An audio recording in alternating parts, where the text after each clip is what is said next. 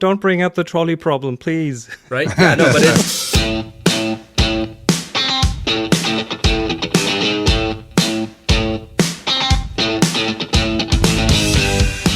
It's July 2023. Welcome to the Photofocus Roundtable Podcast. As always, joining me as my co-host from Canada is Rob Maroto. This month we have on special guest host Chris Marquardt, all the way from Germany. And our featured guest this month that we're going to hear about his book is Peter Dazeley out of London. But hey, Rob, before we bring those guys on, let's real quick do the business end here and say thanks to our sponsor.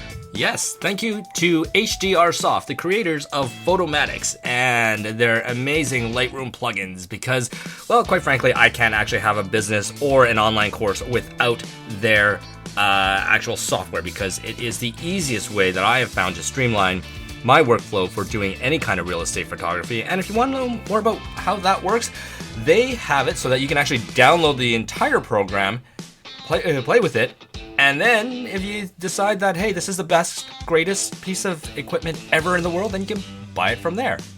Yeah, right. It's one of those where it's not a 30-day trial. It's just, it doesn't expire. It just adds a watermark. But you mentioned the Lightroom plugins, and I like that because I've streamlined the real estate photography that I do. I've streamlined that within Lightroom, and man, right? The plugin is huge. It saves steps from exporting and re-importing and everything. And as people may know, if you listen to me, my biggest complaint about Lightroom is the time it takes to import. So anyway, having said all that, thanks HDR Soft. That's hdrsoft.com. Try Photomatics, and you can send us questions for the Q&A show or for this show at questions@photofocus.com. And if they are, ask any questions about photography that you like, but you have a couple of relative experts on that area here, so we can answer those. Check out Rob's course too for more on how to use that. And let's stop talking about selling things and instead talk to the gentleman that brought in the audience. Let me first say hello to somebody I've known for a long time, and I've been wanting to have you on the show for some time, Mr. Chris Marquardt of Tips from the Top Floor, the longest running podcast about photography. Hi there. So that's my only claim to fame. So I have to. It's a good one. Keep that up and going. Yeah, being among the OGs. Yeah. Well, I can tell you, back in 2005, and I remember it because I had a bit of, let's call it a life event, and I took some time and I figured out what the heck podcasts are, and there were the two that I subscribed to that got me going on podcasts, and it's never ended, is Tips from the Top Floor and Free Talk Live. Those two, Free Talk Live is not photography, but sold me on podcasting, and at that time I was kind of going pro on digital, and you in a few minute tips got my head around things like sharpening, which were a new thing with digital, right? So and that's about the time when I found out what podcasting is, because everyone learned it. There were no tools, there was nothing. There was a microphone, there was some recording software and some handcrafted RSS feed, and that's how this whole thing started. You know, Adam Curry created the whole thing apparently with one other person and did not send out an instruction manual. But hey, let's say hello also to Peter Dazeley. And we're meeting for the first time virtually. He has a book coming out and he's joining us from London, England. How are you doing, Peter? I'm doing fine. This is my first experience of a podcast, so this is very interesting. Man, we have some real contrast going on here, don't we? We've got the earliest podcaster and someone that's been listening since the early days, and then the brand new first time on. I like it. All right, well, guys, and it is all guys today. On the other hand, we're not diverse by that part, but we are from 4 different countries. I find that pretty cool. Mm-hmm. People just have to remember that Rob's in Canada because you'd never really pick up the difference. No, I try and blend in as best as I can. I know. Yeah, you got to kind of hide that fact, but maybe it's kind of turning around. Maybe the Americans are getting a little more of the hassle now, and maybe for good reason. So, all right. So today we're gonna hit a few topics. really, the first one was probably just for fun, about screenshotting versus taking selfies. That sounds fun, believe me. And then we'll talk about Peter's book, and then I think we're gonna go pretty deep into quite a few things about AI as it relates to photography. So, yeah, Rob, what were you gonna say? I was going to say, screenshotting? All right. Yes, definitely. We'll have to talk about that. But Chris, before we get going, I want to ask Chris a quick question here. So your podcast is called Photography Tips from the Top Floor. Now, where'd you get that title from? Well, initially, when I was in the process of figuring out how this whole podcasting thing works or will work, I also had to find a name for my podcast, and I looked out of my window on the top floor of the building, and that's where the name came from. Tips from the top floor. I didn't even have photography in the name initially, because I naively thought that people would just find me for photography. It worked out in the end, but I tagged photography on later to get the algorithms going a bit better. Your podcast turned into a real community too. Pretty much. That was one of the things that I remember really well. Was that again? This was early days for a lot of the things that everything was new. Normal. There was nothing there were no tools. There were no nothings. It was just trying social media. Figure this out. Social media wasn't really there. I think my Twitter account is from 2007, so that was 2 years later. Yeah. So it was blogs back then. It was forums back then. All the things that are kind of not there anymore because the platforms took over. Nice. Yeah, no, the reason I asked about the name of your podcast was simply because it reminded me of one of my favorite quotes from Edith Piaf, I believe, and says, "When you reach the top, you should remember to send the elevator back down for others." I got some feedback on that name because people thought it was a bit arrogant to place myself on the top floor. Oh, like you're in the penthouse. Yeah, but it was never meant that way. It was just a stupid thing. Yeah, I love that because that's one of the reasons why I decided to teach. They said, "Well, you know so much, you got to let everyone else know how." And I thought, oh yeah, okay. So that's completely why I thought that. But sorry, I digress. Anyway, at one point when we started the show. Okay, another point. I'm sorry, we're just going to pile on Chris here, but when we started doing this, and I was interested in doing it for some different reasons, but it wasn't like long story short is I wasn't going to do it alone. So I talked Rob into committing to doing this with me like once a month for a while. And the reason is for almost everybody in the world, it's a really bad idea to monologue, to do a show by yourself. Only a few people can pull that off. And I didn't feel like I could. Chris can pull that off. I just, I started listening again because I think you took a break, or I took a break, or whatever happened. I wasn't listening for a while, and then I started again several months ago. And I don't mean Chris, Derek Story can pull it off. Maybe a couple of people that would come to mind. I don't know, but this is one of those people. So we don't need to sit here and just tell everybody to listen to his show instead. But check it out anyway. Okay, screenshotting. So such a weird thing. So there's a TikTok influencer. I don't know if you guys all seen this. Chris, you mentioned this one, so maybe you want to set it up. So here's the thing. I came across this, and initially I thought, that is silly. That doesn't make a lot of sense. A TikTok influencer, Liliana Madrigal, she like kind of in a video criticized the iPhone's camera, the selfie camera on the iPhone, and said that the photos don't look nice. They just are too harsh and too, that's my interpretation, too much contrast, too sharp, whatever. And instead, what she's doing is she's screenshotting the camera app. So the selfie camera app is open, and she takes a screenshot, and then she crops it, and she likes that much more. And that video at the time of Petapixel writing about it had like 3.4 million views. And 330,000, at this point, probably like 1 million comments, because that's a couple of weeks ago, of people agreeing and saying, yep, that looks so much better. So it got me thinking. I mean, from a photographer point of view, this is more of a yeah, this is stupid. Why is someone doing that? Because the camera is so much better and there's such great processing and there's a lot of AI in there and 600 people working on Apple's photography team and they know what they're doing. But it turns out, well, the camera does things that some people just don't like. And if you take a picture with an iPhone, you know, it's not taking one picture, it's taking like, I don't know, 10 pictures in rapid succession, even starts before you press the button, and then it combines them in some way and tickles out all the sharpness and everything. And you end up with a decent photo. But what you get when you take a screenshot is you get that live preview that is not processed or just barely processed. And I don't know if you hear this. I don't know if you hear this. Coming through. Oh, you want to play the video? It's not coming through.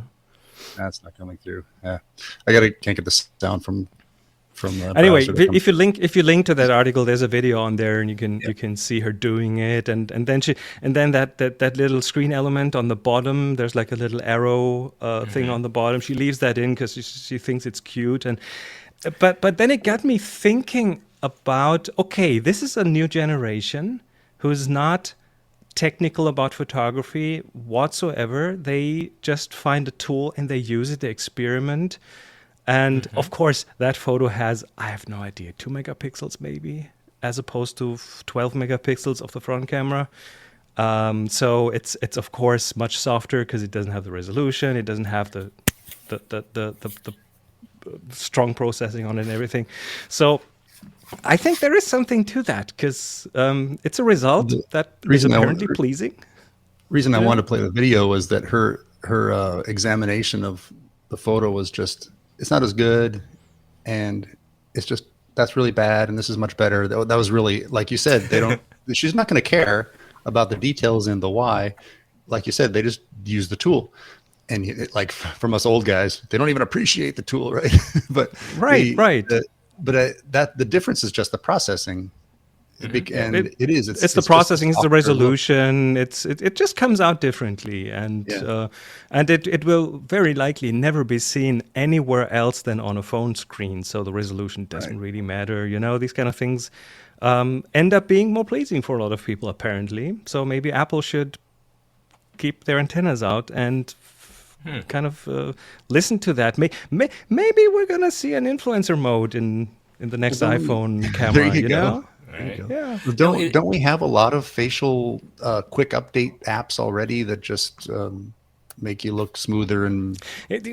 The TikTok and Snapchat and so on, they all do this. They all have their AI filters running on a lower setting by default. So you already get a kind of a more pleasing version of yourself when you look into the selfie camera there. So people want that, apparently. Or they've been conditioned to like it over time. So, yeah. Okay. Hey, quick question, Ed. You know, this reminds me of a conversation I was having with somebody about why somebody would buy that, what's it called? The Fuji Instapix or whatever it is. Instax. And it just prints out one Polaroid that's about a 2-inch by 3-inch Polaroid. Yep. It's grainy. Well, it's not grainy. It's so small that there's no grain, but the picture's not that great on it, but people love it because it is that small, unique, cute. It's a one-of-a-kind thing that you can't repeat. Yeah, you know? Is that kind of what we're looking at here? I don't know. Now, Peter, what are your thoughts on all this screenshotting? Do you take selfies, Peter? No. To me, I mean, the iPhone is the most amazing thing, I think. Apparently, according to the internet, there are 800 engineers working on the iPhone camera alone. It's an awesome thing. At Christmas, I was in Naples, in Florida, taking pictures on the beach with an expensive Nikon. And my kids were playing around. So this is like on the beach at sunset, so it's very backlit by the sun. And my kids are taking pictures on my iPhone. The iPhone quality of pictures was miles better than the Nikon. The way that it dealt with the lighting and the backlighting was remarkable. I've just bought myself an iPhone 14 Pro, which is talking about 45 megapixels, Wow. megabytes. I will be shooting much more on a phone. I mean, I think the world is changing. The idea of, I won't name any manufacturers, but I think they must be having nightmares about the way that phones are improving. Well, the phones have removed the entire middle market of like what do you call the pocket cameras, or what are we calling those now? That where you can get them compact cameras, that are not mirrorless DSLR, like those middle ones. Those are just gone, aren't they? I mean, for my life, they are. Except for you can't send a picture from a contact camera. That's kind of one of the problems. But I mean, it takes. I think it truly takes the skill out of photography. The cameras are just amazing at dealing with. I like one of my stories is about how amazing that they're using this computational photography is.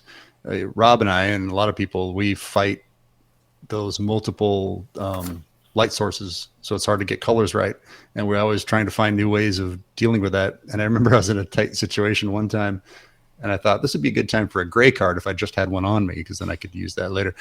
But I just to try it out, I pulled out an iPhone. It wasn't even the most recent. This is a few years ago, so it's not even the most recent. And I snapped a few, and it got the colors pretty darn well with all these various sources. And later, I actually used that one as just to do my color work later. So it's just amazing. Then they're getting closer and closer to being used professionally. I know I upgraded so I could use it for. It's just I don't want to sell us short. It's just real estate video, but for real estate, those quick videos that are very popular on social, use the iPhone. Yep. Why get a big rig with a mirrorless or whatever? No, and it works so much better. You don't have to do any color grading. If we go back in time, that wonderful blue chip company Kodak, who invented the digital camera, then decided to hide it away. Right. With any kind of brains. Could have been Apple. One of the things I found out was, anybody like to have a guess what the biggest department in Kodak was? The biggest department? At one time, I think it was farming, because they had to have all the gelatin. They had to have all the cows to get the high quality gelatin from them. Well, I would have thought it might have been development, but it turned out to be litigation. Wow, litigation. I guess because of all the what do you call them, the patents, or all the patents, wow. But I mean, in recent years, from a little bit I've heard, is that they then invented a smartphone a little bit behind everybody else, and the last I heard was they were getting into bitcoins. I think that's over. I think that was just a short phase, but it shows how the management's minds still work. Yeah. Well, you're talking about the Kodak coin. They tried. Actually, sounded like a great idea. They wanted to do some other ones are doing now for intellectual property. So you could, and I'm into this in a general way of registering your work. Could be photos, could be other things. Registering your work on the blockchain, immutable registration, cheap or free almost, instead of using Library of Congress system where they use now. And I looked into this back in about 2017, and they had just licensed the name. I met a guy at a conference that was going around selling this thing, and he didn't care either way. He was just a sales guy, but Kodak had licensed the name. But I still like the idea of what they were doing, of a new way of registering your intellectual property. So for that part, it's good. No, it's like any big business, right? It's like when Blockbuster turned down buying Netflix, and they said, no one's ever going to stream movies online, right? Yeah. So the times are changing, and it's really cool to see. And so this whole screenshotting thing it's neat. I like that, because you can see that you're right. It's if there's enough people that are following it and are hacking it that way, then, Chris, you're right. Apple should keep their antennas up and maybe be like, oh, well, maybe this is a new way that people are going to start using our tool. Less processing. Who would have thought, right? Right. And of course the whole skill thing with smartphones and the photography on smartphones. We have to adapt, because each of us has spent decades to perfect our skill in getting the shot, and that includes all the tech details, of course, as well as all the artistic side and the creative side. But with those upcoming new things or already existing new things, that doesn't count anymore. It's not as necessary anymore. It's interesting. I was just out for dinner with a couple of young ladies, and don't tell my wife that. You're always out to dinner with someone other than your wife, Rob. I am. It's actually quite troublesome. But anyways, one of the ladies brought out one of those archaic film cameras, the 35 mil, the ones where you pull open the front cover and then the lens just comes out, and then you take one shot and then it goes back in. And I asked her, I'm like, why are you you have an iPhone, why are you using that to take photos? And she said, it's the newest, coolest thing. It's like retro. It's so much fun. And it's like going vinyl, but doing it for film. And I thought, there's this resurgence coming around. And talking about resurgences, let's take it back even further, even before film. And I think, Peter, you know exactly where I'm going with this. You have a new book coming out about this. Yep. I'm going to tell you a little bit about myself first, I think, just to kind of make sense of where I got to. So I'm a born and bred Londoner. I was educated in the 50s and 60s at a school called Holland Park, which is now known as the Socialist Eton. It had 2,500 kids, 50 boys in a class. My tutor kept a cane above the blackboard called Brother Sunshine, which he used to beat us with. Heaven knows whether he enjoyed doing that. The school had a huge swimming pool, 3 gyms, woodwork, metalwork, engineering, domestic science, drawing, technical drawing office, language laboratory, and it also had studios and darkrooms. And I guess that photography found me. But back in those days at school, we were taught with plate cameras and with glass plates. So like in a speck of time, not even a lifetime to where we are now with phones, and everybody's a photographer, it was a real insight. And it wasn't until many years later that I discovered that I was wildly dyslexic. Neither did the school know anything about that. So I kind of struggled hopelessly at school. And in the Easter holidays, I saw an ad in a newspaper for an assistant photographer. And age 15, I went along with my mum for an interview, and they gave me a job, and I never went back to school again. And even in my first job in an advertising studio, we still printed on glass plates from things like logos to go on ads. So, just for context, what year was that you took that job? I think it was about 62, 63. Wow. Wow, we've gone from the current day of photography to the beginnings of it. Not really. So a little bit about my book. So the lovely people at Trope Publishing in Chicago kind of reached out for me, and we started talking, and they decided they wanted to do a book on my fine artwork. So my fine artwork is an ongoing journey of discovery, kind of experimenting with different processes, lens, techniques such as X-rays, limited focus, anamorphic, and solarization. I'm kind of always looking for interesting things, places, or people to photograph. Quite often starting with a clean piece of paper, but using other ingredients. Maybe it's collaborating with a model, hairstylist, makeups, and to see what magic occurs. My platinum printing has no reliance on factory prepared materials. Each print of an edition is unique, being executed singly as though they're the only example of the image, as an unrepeatable dialogue between the image and the chemistry and the printer's skills. So please interrupt me if you want to ask more before I carry on. Okay, so yes, you said platinum prints. Now, I know with a lot of our listeners, including myself, when I hear platinum prints, I think of like record labels, but that's not what we're talking about here. So what is a platinum print? Okay, here we go. A hand-produced platinum print is made using original Platino method devised by William Willis in 1876.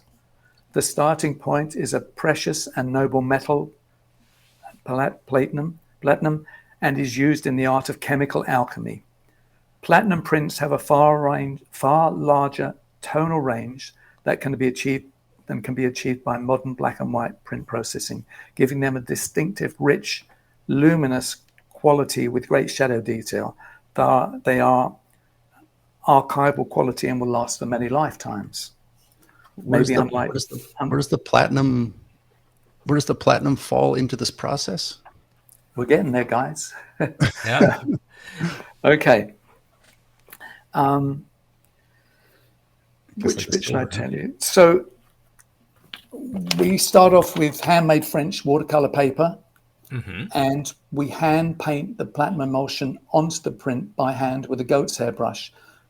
This is magic in the fact that you have to do it without getting any drips or lines or ridges. Are you doing this part yourself? Nope. I have a wonderful company called 31 Studios in Gloucester, and the guy that helps me most is a guy called Max Caffell. When the image is coated onto the paper, we have a same size negative that is laid on it. And as back in the 1800s, it would be taken out and exposed to daylight. Now it's exposed with ultraviolet light. So the printer would sit there with goggles on, and he would dodge it like we would do a bromide print with his hands to lighten and darken areas. Oh, cool. Right. And when it's exposed, you put it straight into the developer some quite threatening chemicals. And unlike a bromide print, it zooms up immediately. And it is kind of magic to watch it being done. So for me, it was just a wonderful experiment, and we produced a whole series of images. Man, Chris, have you tried anything like this? Well, I've done plenty of cyanotype, very simple form of like direct contact printing. I've never really gotten that deep into it, even though I've done a lot of film photography. But that was a bit too involved for my liking. That's something you really want to commit to, because you want to do. You just labor of love. You want to do something for yourself. I've grown up. I've grown up in the '80s, where everything kind of started switching over to digital. So I have these two sides inside myself: the analog side and the digital side. Yeah. And so I'm also kind of married to the hybrid process. So I develop the film, and then I digitize it and keep working in the digital realm. So why do you not shoot digitally? Oh, I do shoot digitally. I do not exclusively shoot film. So this is where I'm going to get into deep trouble. I personally don't get film. I mean, obviously, I spent years in a dark room and processing and having people do it for me, and the way that developer deteriorates and the prints are changing all the time. The thing that fascinates me most of all is that film was never ever sharp, in my opinion. We never viewed it in the same way that we view a digital file. Yeah. And when you shoot on film, if you have something that you really like, the first thing you scan it, so it becomes second generation. Whereas a digital file is it's a starting point, just like a negative, but with huge opportunities and possibilities. Yeah, I think it's mainly a process thing for me, because when it's two very different ways of working. When I shoot, and this is the shooting part mainly, but when I shoot digital, I tend to move a lot of the decisions about the photo towards the end of the process, which is like I shoot more, so I have more to select from. I might shoot a burst and then choose the timing later. I might change the color because I can with RAW, and so on. So I have a lot of decisions that pile up in the future. So I'm walking towards that mountain, and that is not a good feeling when you know that with every shot you are creating a lot more work later. Whereas with film, I have to make a lot of decisions first. If I put a roll of black and white film in, that's it. It is black and white. If I put a roll of Tri-X in or a roll of any other film, then I have made a decision on the style of the pictures and how I'm going to approach the pictures. Whereas with digital, it's much more open, much more like I can choose so much more later. With film, I end up having a lot of these decisions at the beginning, and that frees up my creativity. I can shoot towards a goal, whereas with digital I shoot towards a pile of things that I need to dig through later. I mean, when you're talking about doing photography work, like jobs, whether it's a portrait or a architecture, a house, with the digital, I could keep working on it and improving and changing and making other decisions, but I need to deliver the dang thing. So, it's hard to find an end, right? If you have infinite that was kind of possibilities. That was my point. Is that I love what you're saying about the digital. I mean, it comes down to even clicking the shutter was a commitment on the film in a film camera, because you might have only had 24, 36 before you had to stop and change, which was a careful process too. And I mean, for me, it's still very different. In my youth, we used to shoot 10:8 transparencies. And clearly, with a transparency, if you got it, to stop it a bit more too far under or over, you were in deep trouble. Yeah. To me, digital cameras are phenomenal. The latitude of a digital file, the way that it deals with mixed lighting and long exposures, the sharpness of a digital file that you can cut yourself on. I mean, the big digital files that I use, to me, it's just, maybe, shall I say, a bit like cheating, I suppose, in some ways, compared to shooting on film. But I mean, I wouldn't want to go back to shooting on glass plates. It's embracing, probably phones next. So unlike what was our TikTok influencer's name? Ms. Madrigal, was it? Yeah. Unlike her, we appreciate what those iPhones are doing and why and how difficult it used to be. Mm-hmm.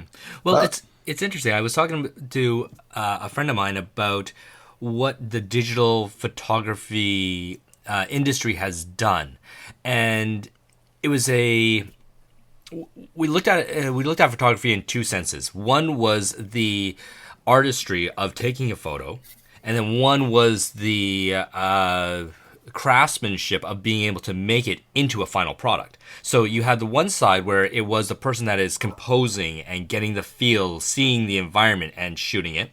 And the other part was, are you able to then take what you have shot and craft it into a final product? And what digital photography has done, and the iPhone has done, is it's taken out that whole second half so that everyone can focus more on the first half, where it is look more for the composition, look more for the scene, look more for the actual image that you want to get, because the latter half of processing it and developing it and doing all of that stuff has become so much easier and more automated. And AI is taking over there. Right. And so, I don't know, maybe Wait for it. Maybe what I love seeing out there now is, you look at Instagram, more than what, 80% of those photos are taken on an iPhone or on a mobile phone, I guess I should say. More, yeah. Right? And there's some amazing stuff out there. And what I love about this whole new digital age is that we get to see so much more creativity and more amazing photography, because the accessibility to be that artist is so much easier. The barrier to entry is so much easier. And we don't have to worry about that craftsmanship of actual development and putting together that final stuff. But, there is now that question about when we get the ability to go and do that craftsman part about the developing, that is also now of higher value because it becomes so rare. And I think this is why Peter's book is so interesting, and why I was looking at some of the pages. Like, it's like, Peter, the book isn't out yet, is it? It's coming out in October. It's coming out in October. And so on Trope's website, you can see some samples of a couple of the pages in there, and it's really enticing to see these images because they look different. Like, there's one of a sunflower there that looks like what I would see it as HDR, but it's not. I think it's solarization. Yeah, it creates such a neat look, but that's all through the craftsmanship side. Yeah, I mean that's pushing the lab to experiment. A lot of the pictures there are all sorts of things going on. Some of them are shot on an anamorphic lens to stretch them, which doesn't look odd, but it just kind of makes it look different. Solarization, which is the Sabata effect, is when you give it a flash of light during the process, and it kind of sort of reverses it, which again you could do digitally. Going back to what you said, I mean, to me, digital photography has taken some of the skill out of photography, and I think, if you look at newspapers, a good enough image seems to have been arrived as a satisfactory, whereas in my youth, it was a matter of skill, creating and crafting a picture and spending a lot of time on it. But I mean, in some ways that's good because it makes everybody a photographer, which is not a bad thing, but maybe difficult for the next generation of photographers to monetize what they do. No, I think there'll be different ways of monetizing it. We couldn't really predict what was going to happen with digital photography before it existed, when it was just starting out, with the internet existing. Of course, photography changed immediately with digital cameras, and we're just going to see how it changes next time. And in fact, that's a good segue into the fact that a lot more is going to be done for us and is being done for us. For as far as AI and photography goes, it's the complete opposite of what Peter was talking about in our days of working in a dark room, which I miss. Working in a dark room has some great memories of just joking around and sharing what we're doing. And that was an important thing, but does hardly exist anymore. Where now, instead, if there's no plants in the room and it doesn't look interesting enough, I can just say, hey, Photoshop, add a plant right there, and it'll do it. And although it's not that hard to do that, quote unquote, manually, the AI, like in that case, what I've noticed is it does an amazing job of blending it in to the rest of the scene, so that if you do want to move that layer around, you have to really reblend it or just do it again. So it's doing an amazing job. And I know you guys had some thoughts on that as well. In fact, let's start with Peter, because I think you mentioned that you wanted to talk about bringing back the traditional methods versus getting that AI help. Oh my God, where on earth do we start with this? I mean, it's great for cancer research and scans. It's brilliant at doing that. They think that the doctors will not be as good as AI in diagnosing patients. We now have AI news presenters. How will we ever tell the truth? Didn't we already basically have AI news presenters? I recently gave my son's school a talk on the superpower of dyslexia. So I got AI to write the speech for me. And I mean, just putting in 3 words, a school, talk, and dyslexia, I got a page and a half instantly. And that was about dyslexia and the idea of problem solving. So that was me being devious and being that. But then, not being satisfied at that, I then asked AI to tell me what the problems might be. And this is what I got. There is a risk of superintelligence if we are not careful. AI will become smarter than humans, leading to a situation where we lose control of technology. Yes. This could lead to a very real threat to humanity, and we could no longer influence our own destiny. I've been watching some stuff recently about how, with 3 words, you can create an image with an iPhone, a good, very good image with an iPhone.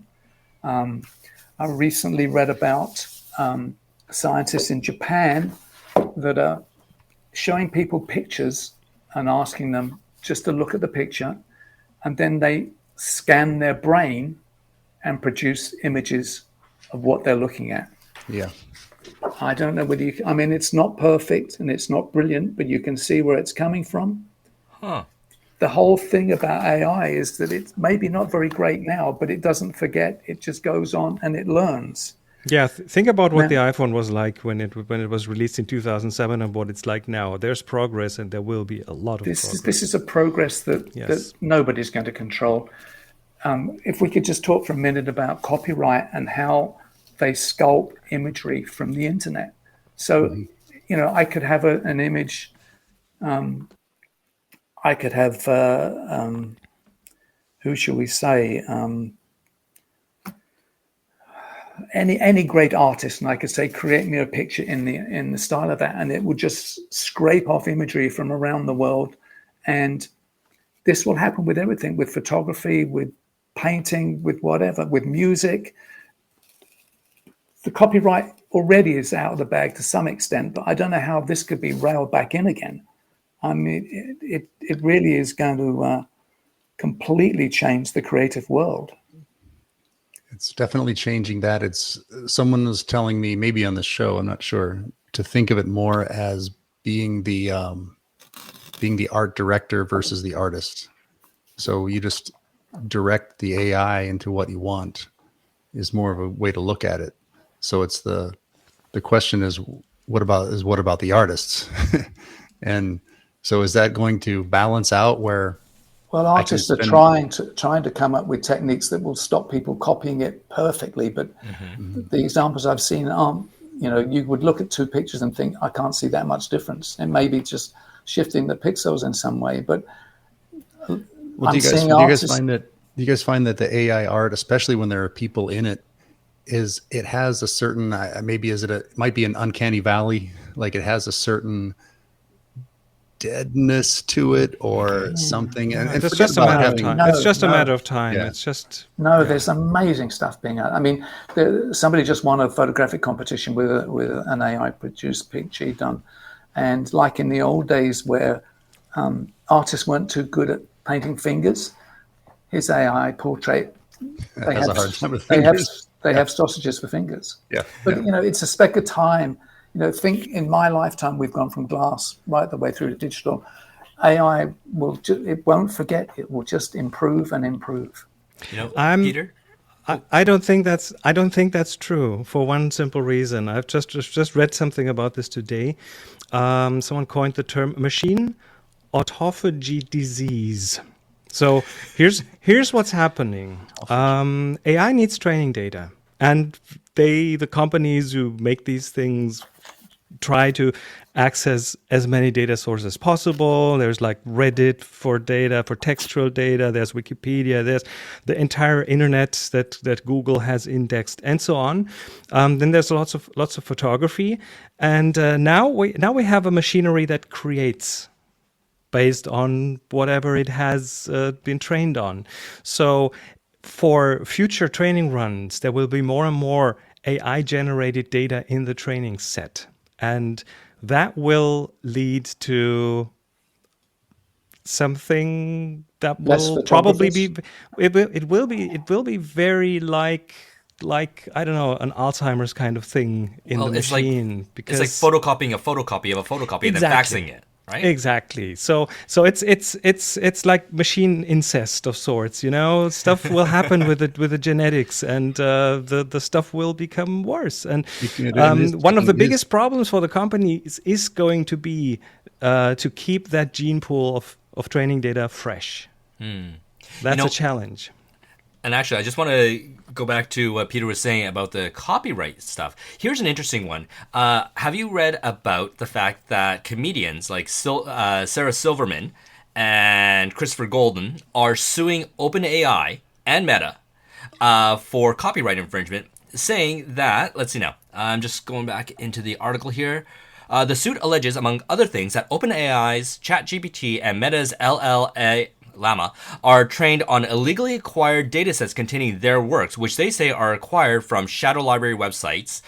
And essentially, I think, if I'm reading this correctly, because those AIs are taking printed material that the comedians have made and scrubbing that for content for the data set, they are now able to reproduce that data set in ChatGPT and Llama, and that is now a copyright infringing thing. So there's a suit going on with that right now. So it'll be interesting to see how that pans out, because if they can do that for the written word, I'm sure that sooner or later we're going to see that with the visual stuff. There are already several lawsuits. Getty has sued OpenAI or Stable Diffusion, I think. So there's like several.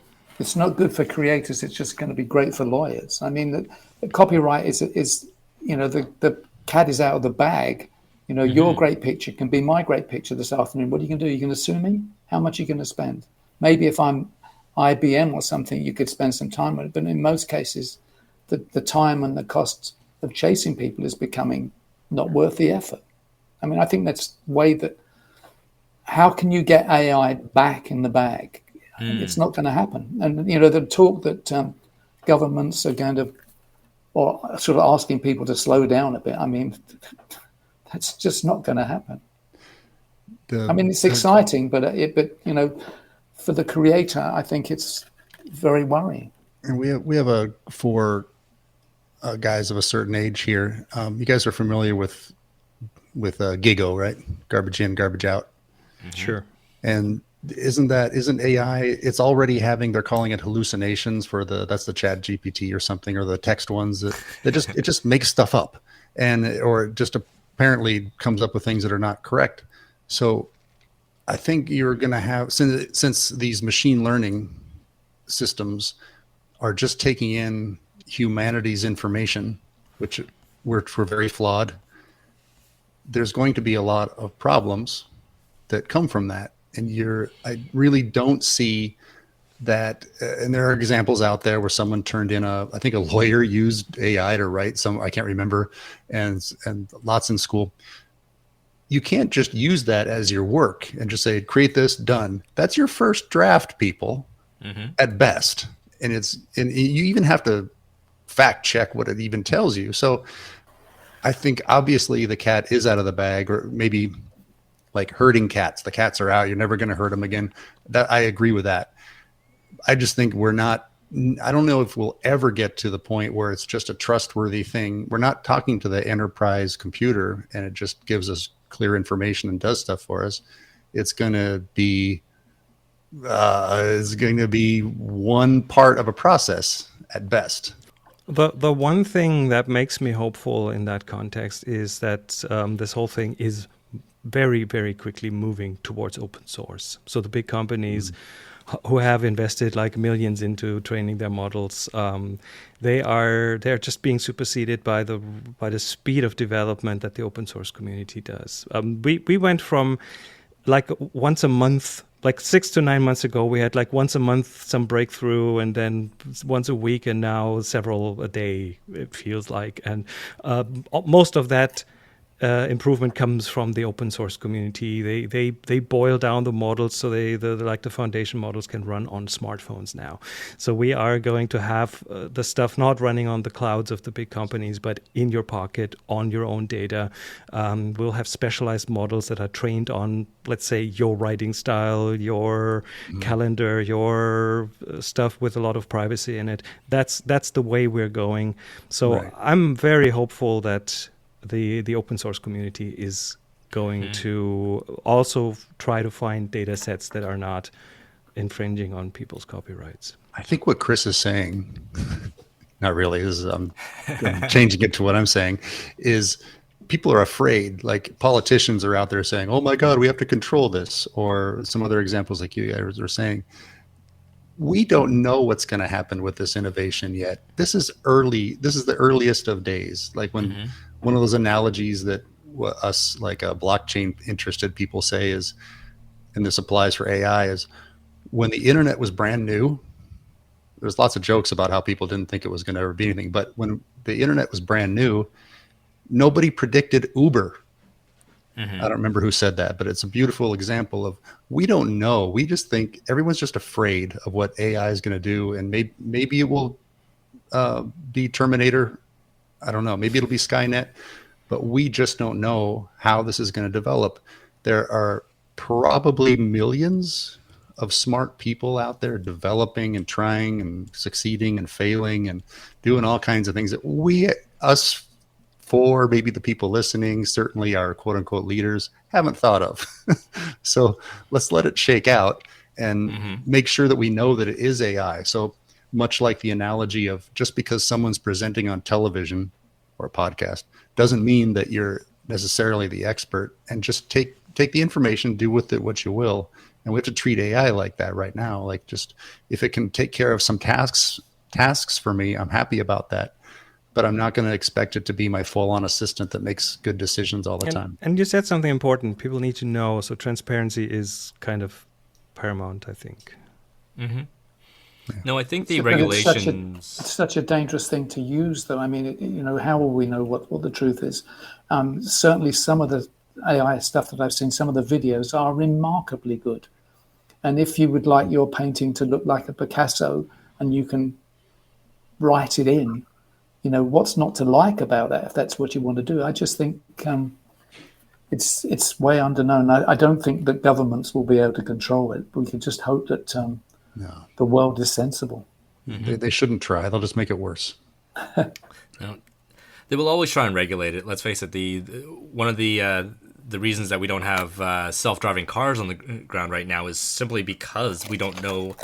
The regulations haven't been able to figure out, is it the liability of the driver, the liability of the company that makes it, the liability of the software producer, or the liability of the municipality that hasn't painted the lines? Don't bring up the trolley problem, please. Right? Yeah, no, but it is. They will inevitably try and put regulations in place. Part of it is for our safety and for the continuance of a fairly regulated society. But then the other part is simply because, governments want control, and that's what they want. I don't know if there's going to be ever a happy medium where everyone is happy. But at this point right now, I think you guys are right. It is such a big monster of a beast out there that the regulation is going to be slow to come in, and it's probably not going to be able to catch up to the point where it's actually going to be able to do anything properly, right? They'll always be behind, the stumbling over themselves to try to do something.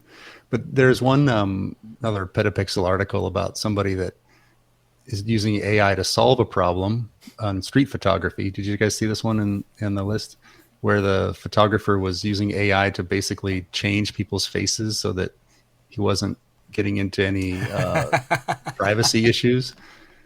And so that is very, very limited to some jurisdictions, because if you try that in Germany, it won't work, because you could still recognize the person based on their clothes and things. So it's swapping out the face is part of a solution. So maybe in the States.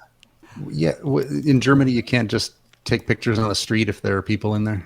The EU is very very strict on that. So it's basically no picture of a stranger without their consent. But it requires someone to send you their lawyer. So of course, street photography isn't dead at all. Yeah. So if you're a tourist in Germany and you want to take pictures of the Reichstag or something, and there are people in there in the way. Yeah, no, you can do that. So it's a complex matter, but it's something that this AI face swapping thing is probably not really going to solve. Well, what I was thinking was that most of the time, lots of exceptions, but street photography is usually about the expressions and the moment and the people that are in it, and the so swapping the face for an uncanny AI face just doesn't sound like a good idea. But it depends. have AI give you 20 options and then choose the one that looks best, right? But why not create it with AI? Why not create the person with AI? Right? There's the right question. Why not? So you Why could take the photo at all if you could just get AI to do it? That's the problem. walk around and take selfies of yourself, and then have the AI use the reflection from your eyes to create the 3D scene, then make a virtual camera in the 3D scene and choose the shot. Yeah. Solved. Yeah. Blade Runner. I'm glad we cleared that Enhance. up. There we go. Yeah. Oh my God. The future is going to be incredibly interesting. I can't imagine what the world is going to look like when my kids are my age. It's going to be, I don't know what it's going to be. Weird. It's going to be weird. It is going to be weird. But you know, AI will take care of a lot of jobs, I'm sure. That's you know, that's how the world will change. It's good to be old, guys, to be honest. Will it be a little bit like the internet itself, where jobs changed? Like the job that I do, what I do for most of my adult life didn't exist before that. It wouldn't have worked. Yeah. New job title, AI Wrangler. Mm-hmm. Well, in London, we had one of the big telephone companies get rid of all their inquiry people because they've decided that AI is much better at dealing with the inquiries and much nicer to the people. Well, let's face it. I feel sorry for anyone that's in a call center because they must have the worst jobs in the world, just getting yelled at by everybody, right? So replacing them with AI, I think, may not be a bad thing for their mental health, quite frankly. Very good. All right. Anybody have the parting thoughts on AI? What should we do one of those political talk shows and say, what do you think? Is it going to destroy us or is it going to save us? Because those are the only two choices, right? Right. I always say that if you can go for actual intelligence rather than artificial intelligence, go for the actual intelligence, because that is probably going to be better in some fashion. But if you want quick, dirty, cheap, go for the artificial stuff, just like going to McDonald's instead of going to a real restaurant. It won't be dirty in the future. It'll be, it'll just grow and become better. It's not going to forget anything. It's just going to carry on.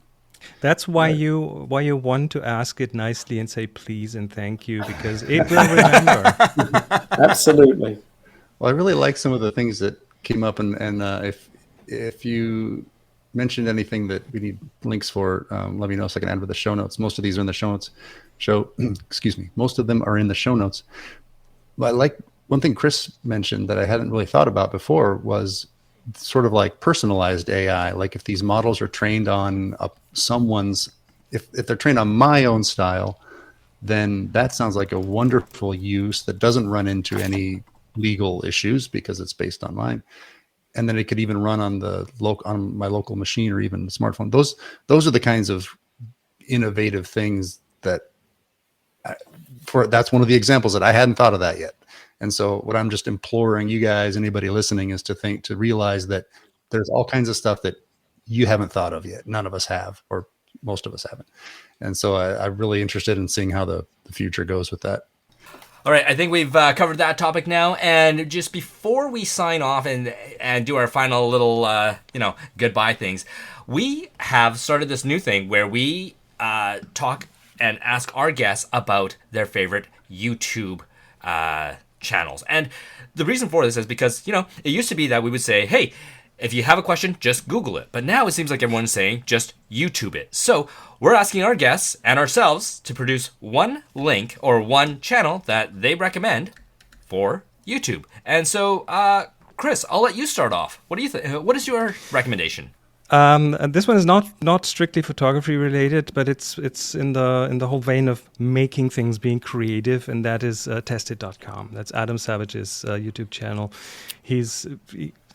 We know him from Mythbusters, of course, but he has since kind of become the maker. So he's a lot into prop making and filmmaking and stuff. There is some photography related stuff on there, and he celebrates creativity in its purest form by making things with your hands, and that is wonderful. So I almost religiously watch when he brings something out. Oh, wonderful. And then Pepper. Send me the link for the show notes. Will do. Yeah. What do you got, Pepper? Mine is called Cinema Sticks. And it's not, I don't even know if I'm recommending the channel. I saw one video that I wanted to mention. And he's a filmmaker, obviously very educated filmmaker. And he was talking about where Soderbergh, Steven Soderbergh, right, is the director. He made like the Ocean's 11, 12, those movies and quite a few others. And he just to show movie making, he took Raiders of the Lost Ark and he redid it, first of all, in black and white. So he removed the color from the Soderbergh's doing this just for fun, just to show the brilliance of Spielberg. And these are things I didn't even appreciate. I haven't seen this movie in ages, but I'm going to again. He cut out the audio and he put music in it only. No talking. And he made it black and white. And you can still understand the movie because of the amazing ways of basically composition, blocking, framing, and in film parlance, I guess. If I'm getting the words wrong, don't blame me. I'm a photographer. But when you see it through those eyes, it's amazing how the story is told without any words. And you still understand who are the good guys, who are the bad guys, what's the MacGuffin, what's the main tense moments, what are the feelings of other moments. It's amazing. So it really just makes you appreciate some of those basic things.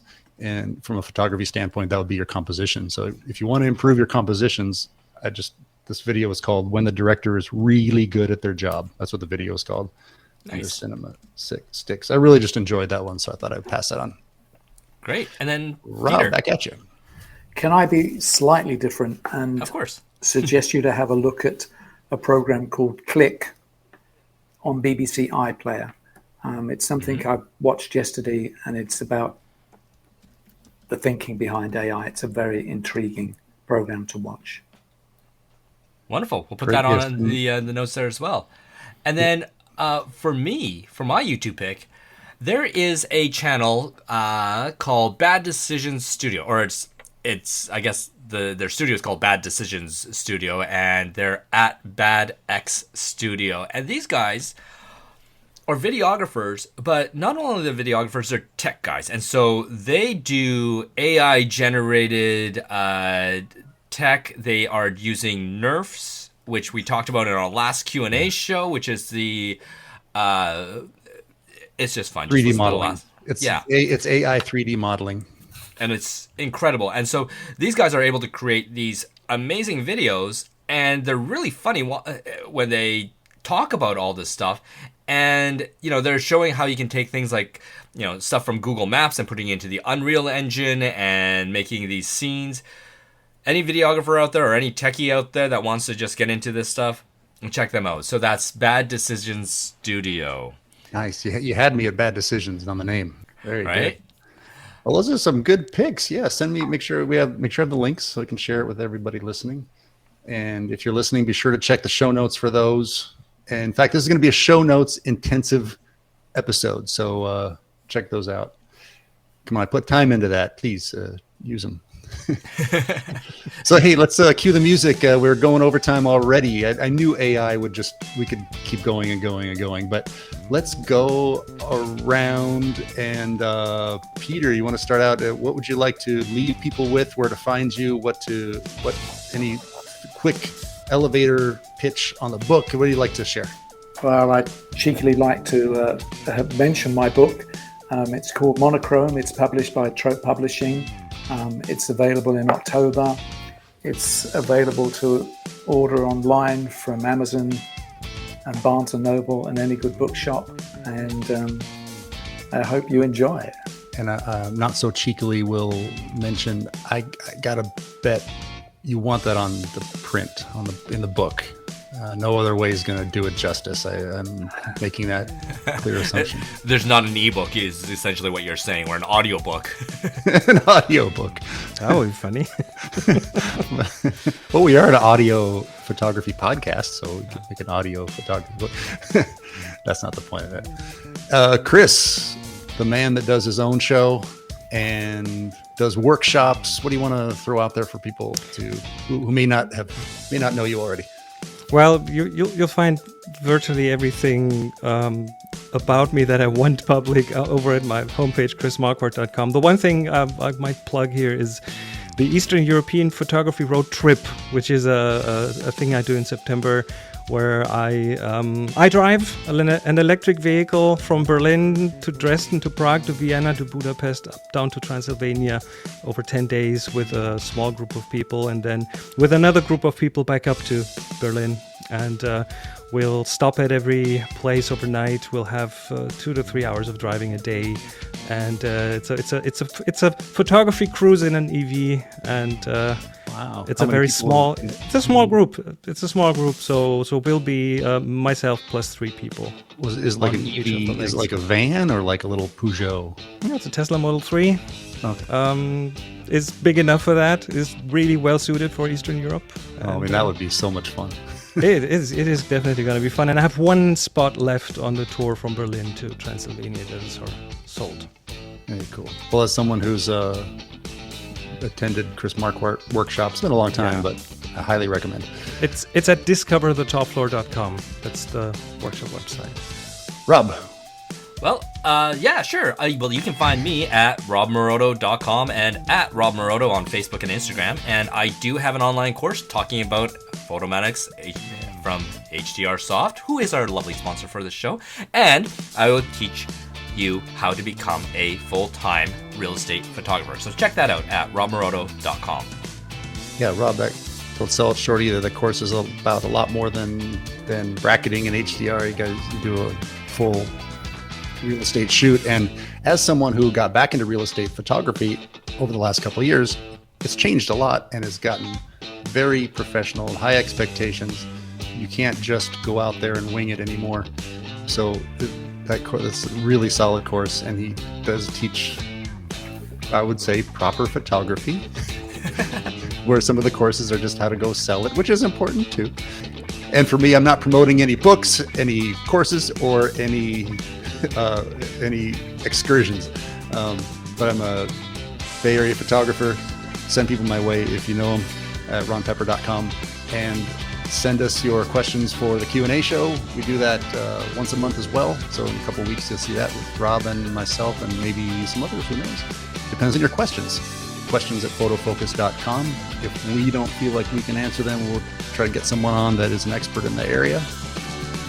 And with that, let's say get out there, get out and shoot. Have fun. Be good. Right.